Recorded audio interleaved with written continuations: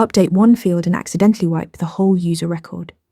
That's what happens when you confuse PUT with PEAT. So let's fix that right now.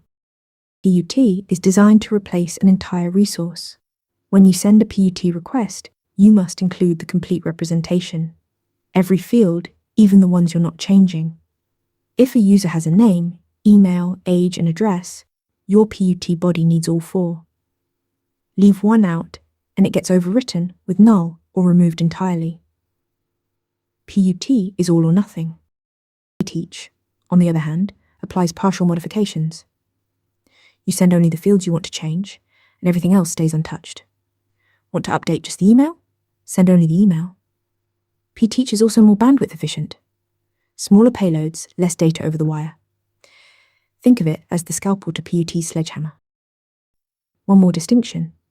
PUT is idempotent by specification, meaning sending the same PUT request multiple times always produces the same result. PAteach can be idempotent too, but the spec does not require it. In practice, reach for PUT when replacing a resource completely, and PTeach when making targeted, field-level changes. PU replaces everything. PH updates only what you send. Master that distinction, and you will write cleaner, safer REST APIs. Drop your toughest interview question in the comments below.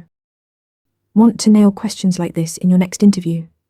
Interview Mentor gives you hands-on practice with real questions. Every answer gets a grade with specific, personalized feedback. Track your progress across topics and difficulty levels.